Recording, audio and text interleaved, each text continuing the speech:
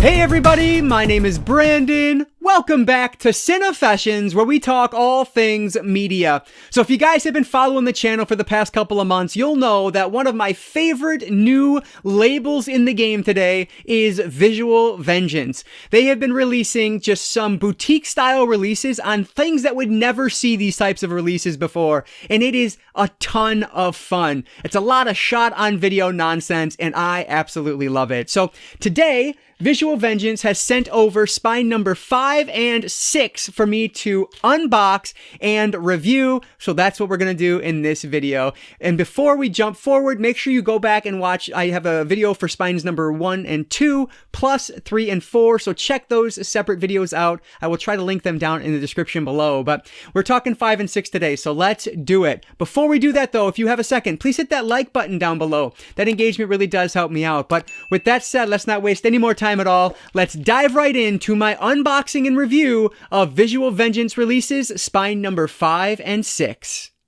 Okay, so full disclosure, I was holding this up, but I totally have already opened it because I filmed this entire portion of the video already and then realized I didn't have any sound going. So whatever, it is what it is. So we're going to go through these again here so you guys can see what these look like. And fortunately, they look fantastic. So we'll start off with spine number 5, which is Slaughter Day.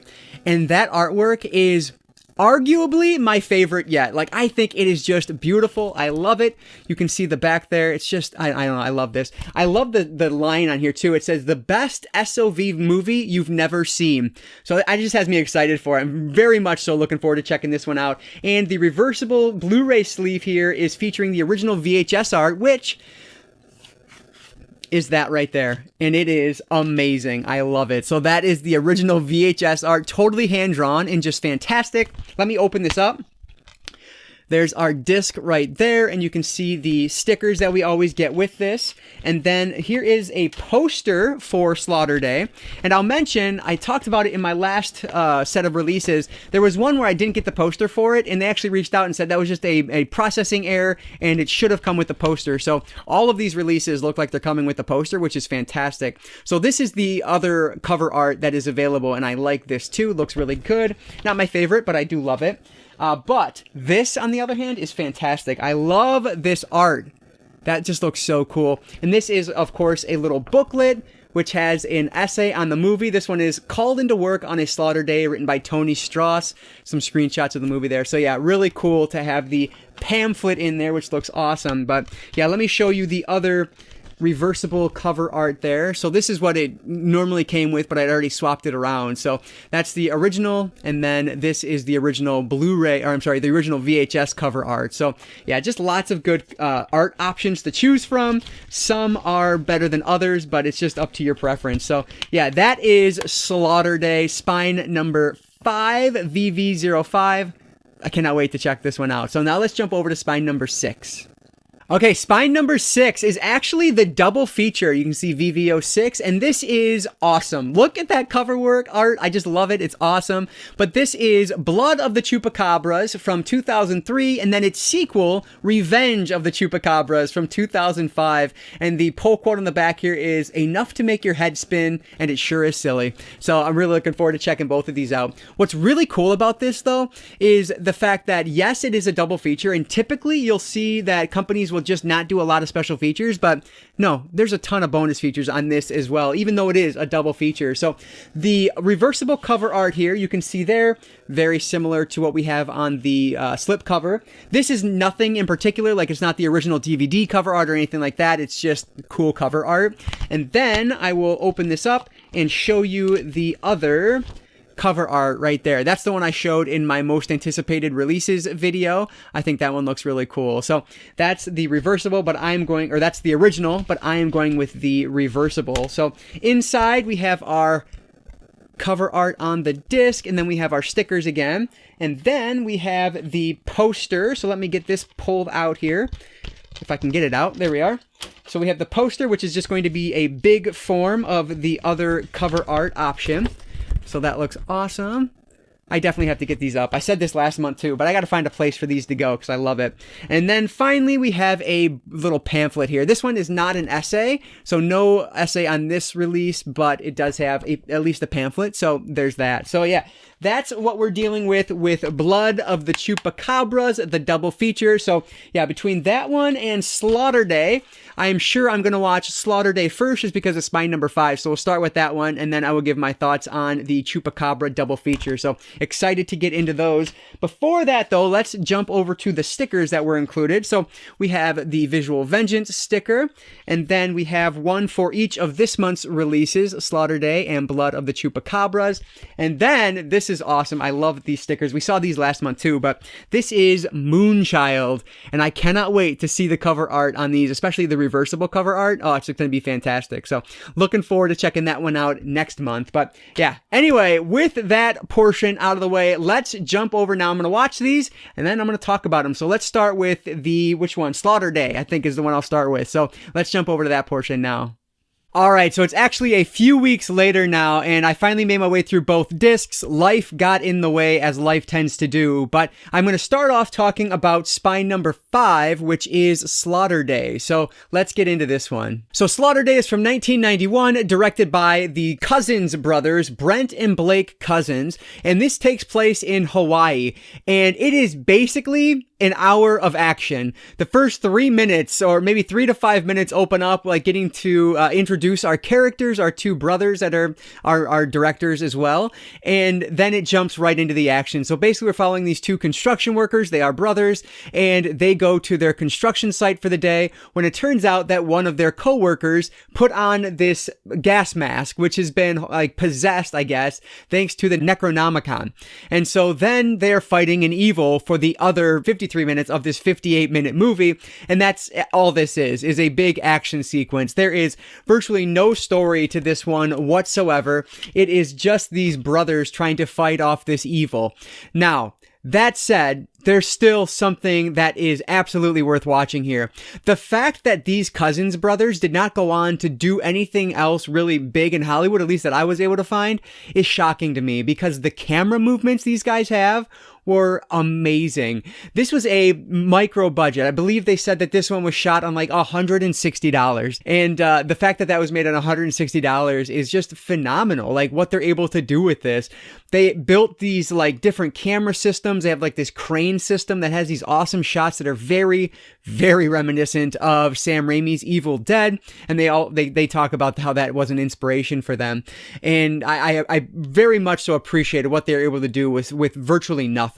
So this one is both the most technically impressive film that I've watched from Visual Vengeance, and at the same time, the worst technical film I've seen from Visual Vengeance. And let me explain that a little bit. So it's the best just because of the cinematography on this is truly remarkable what they're able to do. But for whatever reason, at the beginning of so many shots, you'll hear the director yelling, "Go," or "Action." Go. Good. I always hated working Saturdays anyway. Go. And it's like, why wouldn't you have just cut that out to make it a little bit more seamless? So the editing on this is so odd. I don't know why they would keep those action calls in there. It makes no sense to me. And it happens quite a lot. I was surprised how often it happened throughout this entire film.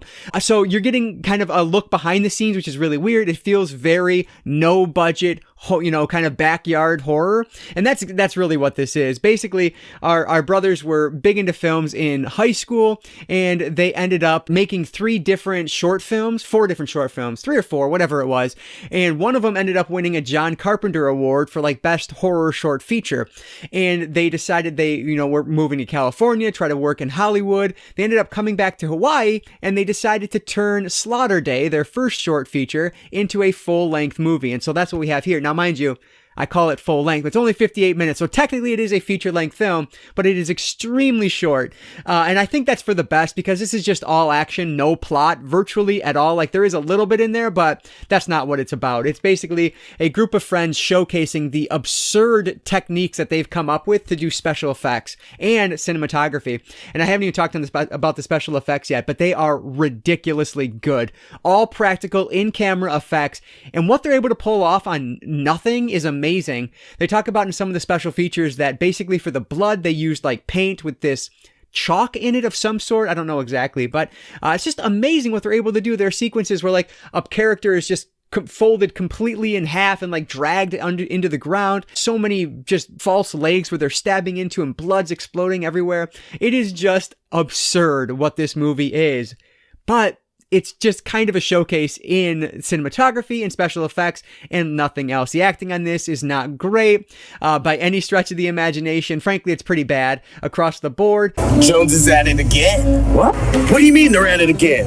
He's already tried to kill 2 of us already. Kill? This guy's nuts, man. He's still moving in the back truck back there. Go. I think, you know, they're doing their best. They're doing what they can. They talk about how they have their uncle in one sequence.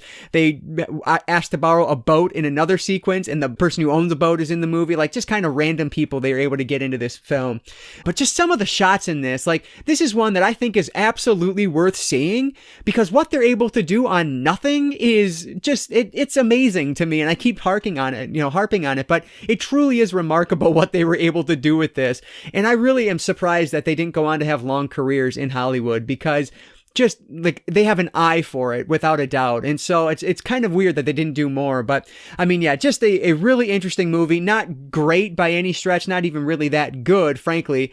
But if you want to see kind of a showcase in what micro budget, no budget horror can be from the early 90s, like, this is a wonderful example of that. So that's the movie. Not a lot else to say about it. So let's move on to the special features. On the special features, I'll say that this one does have a pretty good amount, not a ton of depth to them at all, but there are 4 short films. 3 of them are Slaughter Day 2, 3, and 4, which again were kind of prequels to this because they were made while they were in high school, and this was made after they finished college, the feature-length film. But there's also, and Slaughter Day 3 is the one they won the award for, but it's very much the same thing that they're doing with this feature film. So if you like that, you'll probably get a kick out of those. And then there's also a Full Metal Platoon. It is like a war short film that clearly they made when they were much younger, had to be high school days. It's just funny seeing these kids run around and be goofy and crazy. So those are on there along with a couple commentary tracks. There is one with the cousin brothers themselves. I thought that one was done really well. I just liked, honestly, a lot of the time they're kind of just giving you what's going on in the film at that moment, but there were some cool behind the scenes things thrown in as well, so I enjoyed that. And then there is one with the people from Visual Vengeance, Matt Desiderio and Rob Hochschild as well. And that one, honestly, like they go on all these different tangents throughout the length of this 60 minutes, but I thought it was interesting what they were talking about. Not too terribly deep into Slaughter Day itself, but they do talk a lot about like the SOV horror scene, and especially on the East Coast. They talk about the Chiller Convention and all that, and so I thought it was pretty interesting, even though it was not very Slaughter Day heavy. So I enjoyed that one as well. And then there is the Cousin Brothers Today, which is like I want to say it's under 10 minutes. It's an interview with the Cousins brothers, and it's exactly what you would expect to be. Nothing super deep, but it was cool to see them talk about the movies today. Alternate takes are on here, and then the original trailer. So pretty decent special features, but again, not a ton of depth, but I love when there's short films on here, and there are 4 on this one, so that was pretty cool. On the AV side, I have really no major issues to talk about. This is one that looks probably, the best it's ever going to look, like I say about all of these, and it sounds totally fine. I didn't have any loss of dialogue or anything like that, and I didn't have any problem with the picture like I did with 1 or 2 of the last ones that I talked about. I thought everything looked totally fine here for what it was. So not a whole lot to say on the AV side of things, but I think for what this is, perfectly acceptable. So Slaughter Day is really hard to rate just because on one hand it was super impressive, but on the other hand it was just terrible. Why you don't cut out like the go yells and the action calls, I have no idea why that choice was made. And so it was just an odd viewing experience. But it's one that I think out of all of the ones I've watched so far, this one from a technical standpoint is one that I would recommend checking out. I think this is actually available on Tubi, like most if not all of these are. And so if you want to just watch it for, kind of the technical side of it, maybe check it out on Tubi. Now, the special features and the AV side I thought was totally fine. 4 short features on here, along with 2 audio commentary tracks and a short behind the scenes, or not behind the scenes, but a short director interview as well. So I thought the release from Visual Vengeance was pretty darn good. Really no complaints on this one. So I am going to give this release of Slaughter Day from Visual Vengeance 3.5 out of 5 stars. Alright, so now let's move over to spy number 6 of the Visual Vengeance releases. This is Blood of the Chupacabras from 2003, along with Revenge of the Chupacabras from 2005. So this is a double feature disc, and there are special features on both of them, which is really impressive. So we'll talk first about the movies themselves. I'll start with the first movie in this double feature, Blood of the Chupacabras from 2003. So both of these are directed by Jonathan Mumm, and he has a big presence on the special features of this disc as well. So Blood of the Chupacabras, we are basically following this group of people. They have a treasure map that is supposed to lead them to, riches, basically, and they go into this cave and they find, basically, they're in the lair of the Chupacabras, and that's kind of what we're dealing with here. These Chupacabras are on the hunt. The problem is, though, there are virtually no Chupacabras in this movie. There are some, but it's very, very few, and that was super disappointing. Instead, what we get a lot of are the Chupacabra will bite somebody and turn them into a human vampire. And we get a ton of people dressed up as vampires, when what I really wanted was terrible CGI Chupacabras, like we got with Suburban Sasquatch that I watched recently from Visual Vengeance. But unfortunately, we just don't get that. So with Blood of the Chupacabras, it's so weird because it's the best made movie of all of the Visual Vengeance releases so far. I believe Jonathan Mumm has a background in the industry. I'm not sure exactly what he does, but it really felt like he had that background. And going by the special features, that's just kind of the vibe I got from him. And because of that, he just has a better command of the camera than some of these other directors have had in the past with these other releases. So it's the most competently made film. The acting in the first movie is the best of the bunch. Like, there are some genuine actors in there that do a pretty darn good job. Now, of course, there's going to be kind of, oddballs here and there because that's how it goes when you're casting a lot of your friends. But really, they do a pretty good job with it. The problem is, there's so few Chupacabras that the movie is just boring to watch. And that's just like the death kiss on something like this. Like, I go into these wanting just over the top and craziness, and you don't get that with Blood of the Chupacabras at all, or the sequel, unfortunately, which I'll talk about in a minute. But this one, it commits the ultimate sin. It's just not fun to watch. And that, I can't say that about any of these other Visual Vengeance movies. They're fun to watch, whereas Blood of the Chupacabras, I just didn't have a good time with at all.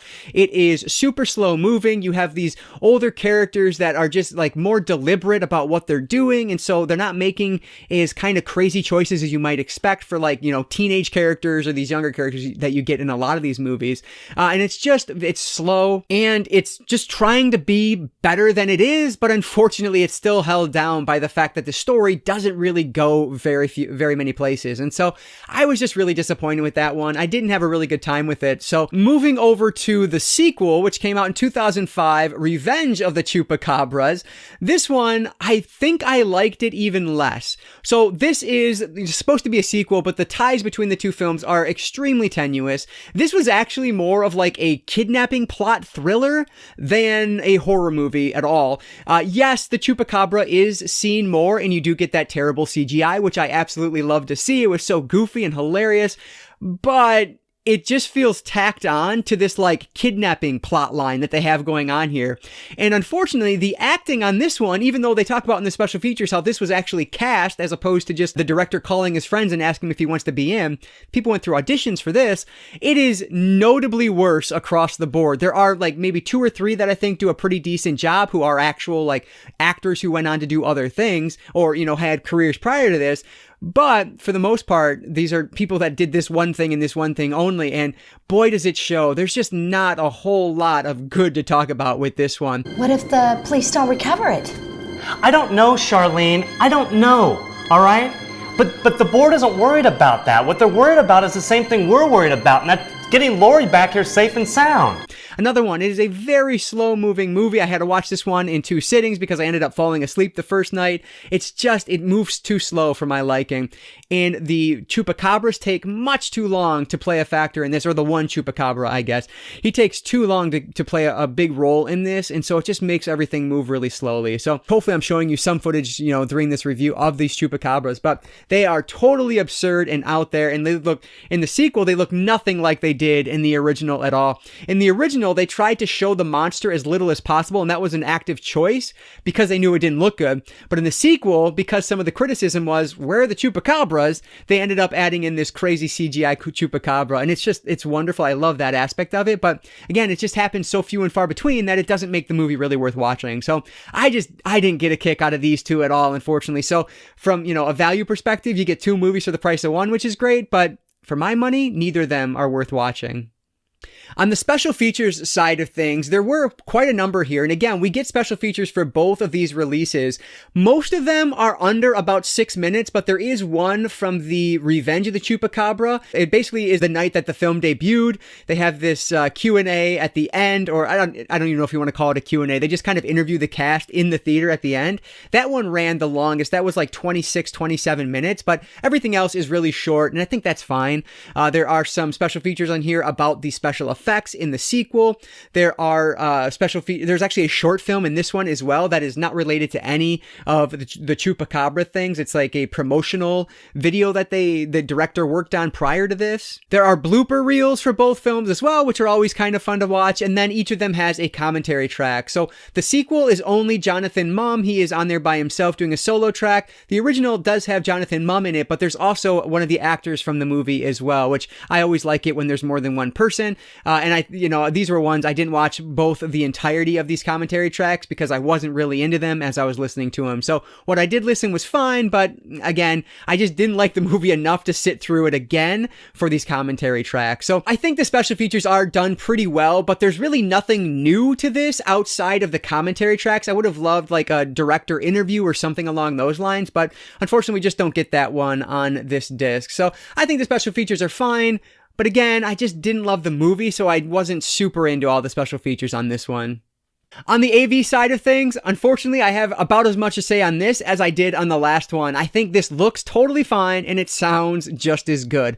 Now, like I said, I think that these two movies are the best made movies out of all of the Visual Vengeance releases so far, and it shows on the AV side. I think it's going to look, again, the best it's ever going to look, and it sounds totally fine. Never lost any of the dialogue or anything like that, like I have complained about on some of these other releases. So this is another one where I have no complaints on the AV side of things, and I'll also mention that on both of these releases, they have that warning at the beginning that says, hey, this is the best we can do. Anything that's like negative about this, it's just because that's what it looked like from the original tape masters. So we think you're going to enjoy it anyway. And so it's just funny on these because I thought both of these looked totally fine on both releases. So this is a tricky one also, just because of the fact that this is a really good value. You're getting two full-length movies on here, plus a full set of special features to go along with each movie, and the AV side is totally fine. So, it is what it is. If it sounds interesting to you, maybe give it a shot. Also check Tubi if you want to watch it before you buy it, but this is one that I just wasn't into at all. So for my money, I'm gonna give the double feature of Blood of the Chupacabras and Revenge of the Chupacabras from Visual Vengeance 2 out of 5 stars.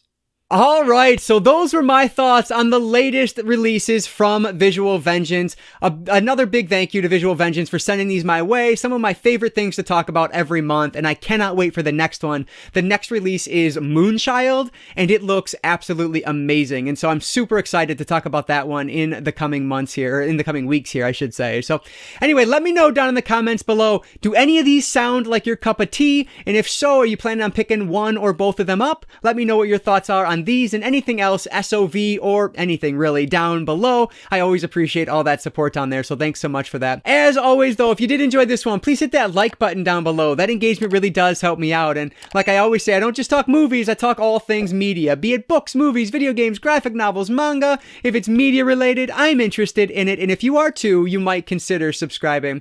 One more big thank you to Visual Vengeance for sending these my way, Visual Vengeance and Wild Eye Releasing. I really do appreciate that. But that is it for today, guys. So thank you so much for watching, and I will catch you all next time.